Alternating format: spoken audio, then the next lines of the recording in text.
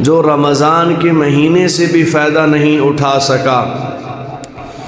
ایک حدیث ہے جناب رسول اللہ صلی اللہ علیہ وسلم ایک بار مسجد میں تشریف لائے، صحابہ کرام بیٹھے ہوئے ہیں، نبی علیہ السلام سیدھا ممبر کے قریب آئے، آپ علیہ السلام نے ممبر کے پہلے زینے پر قدم رکھا، فرمایا آمین، دوسرے پر قدم رکھا، فرمایا آمین، تیسرے پر قدم رکھا، فرمایا آمین، تیسرے زینے پر کھڑے ہو کر نبی علیہ السلام نے خطبہ ارشاد فرمایا، جو باتیں نبی علیہ السلام نے بیان کرنی تھی بیان کی۔ اس کے بعد نبی علیہ السلام ممبر سے نیچے اترے، صحابہ نے عرض کیا یا رسول اللہ آج ہم نے ایک ایسی چیز دیکھی ہے جو اس سے پہلے نہیں دیکھی۔ نبی علیہ السلام نے فرمایا کون سی چیز؟ عرض کیا یا رسول اللہ کوئی دعا کرنے والا تو تھا نہیں، آپ نے پہلے زینے پر آمین فرمایا، دوسرے پر آمین فرمایا، تیسرے پر آمین فرمایا، تو دعا تو ہم نے سنی نہیں ہے۔ نبی علیہ السلام نے فرمایا جب میں ممبر کے قریب ہوا تو آسمان سے اتر کر جبریل علیہ السلام بھی ممبر کے قریب ہو گئے، اور جبریل علیہ السلام نے 3 بد دعائیں کی ہیں بڑی سخت، اور ان تینوں بد دعاؤں پر میں نے آمین کہا ہے۔ نبی علیہ السلام نے فرمایا جب میں نے پہلے زینے پر قدم رکھا تو جبریل علیہ السلام نے بد دعا کی کہ یا اللہ ہلاک ہو جائے وہ بندہ، تباہ و برباد ہو جائے وہ بندہ، جو بندہ رمضان کا مہینہ پائے کہ اللہ جل شانہ کے منادی اعلان کر رہے ہیں اللہ کی رحمت برس رہی ہے، جنت کے دروازے کھلے ہوئے ہیں، جہنم کے دروازے بند ہیں، اور سرکش شیاطین جکڑ دیے گئے ہیں، تو نبی علیہ السلام کے سامنے جبریل علیہ السلام بد دعا کر رہے ہیں کہ یا اللہ وہ بندہ ہلاک ہو جائے کہ جو رمضان کا اس قدر محترم مہینہ پائے اور اللہ کی عبادت کر کے اپنی مغفرت نہ کروا سکے۔ تو ظاہر بات ہے جبریل علیہ السلام کی یہ بد دعا کرنا بہت بڑی ہے، لیکن نبی علیہ السلام نے اس پر آمین فرمایا آمین۔ جبریل علیہ السلام کی بد دعا ہی کافی تھی، لیکن نبی علیہ السلام کا اس پر آمین فرما دینا، اس کا مطلب یہ ہے کہ جو بندہ رمضان کے مہینے میں بھی اپنی مغفرت نہ کروا سکا اور اس سے فائدہ نہ اٹھا سکا، اس سے بڑا اس کائنات میں بدبخت اور شقی کوئی نہیں ہے۔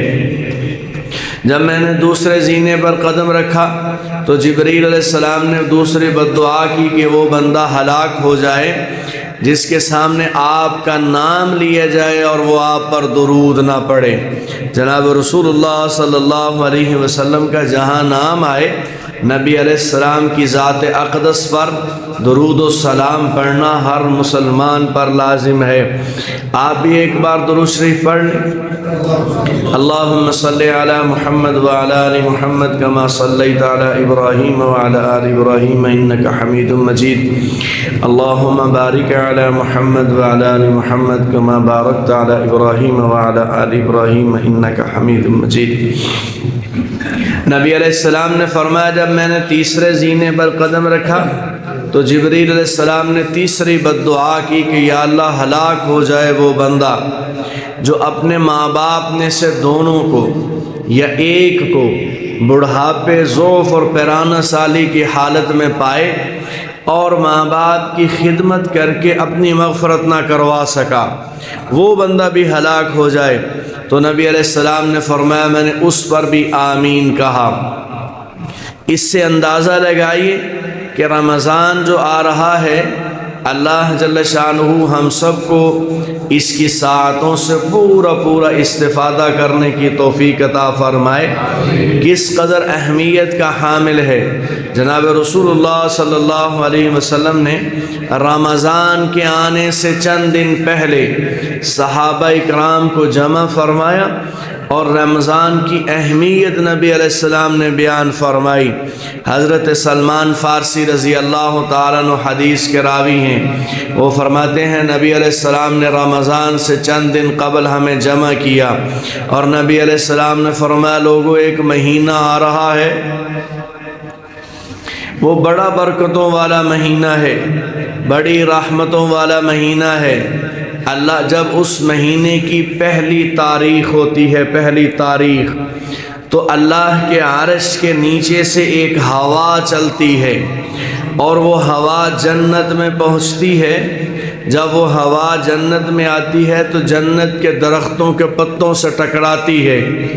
اور جنت کے دروازوں کے کواڑ سے ٹکراتی ہے، وہ آپس میں بجنے لگتے ہیں۔ ایک ایسی سریلی آواز پیدا ہوتی ہے کہ اس سے زیادہ سریلی آواز کبھی کسی نے نہیں سنی ہوگی۔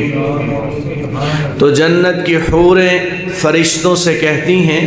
یہ کیسی رات ہے، یہ کیا معاملہ ہے؟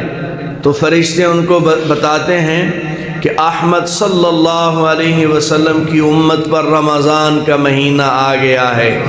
اور اللہ جل شانہ جنت کو خطاب کرتے ہیں کیونکہ اللہ کی صفت کن فیکون، ہو جا، وہ چیز ہو جاتی ہے۔ جنت کو اللہ جل شانہ حکم کرتے ہیں کہ تو آراستہ ہو جا، قریب ہے کہ میرے بندے تھکے ہوئے، میرے لیے روزہ رکھ کر تھکنے والے، میرے سامنے قیام کر کے تھکنے والے، میرے تھکے ہوئے بندے تیری تمنا کرتے ہوئے آئیں گے۔ تو اللہ جل شانہ جنت کو بھی آراستہ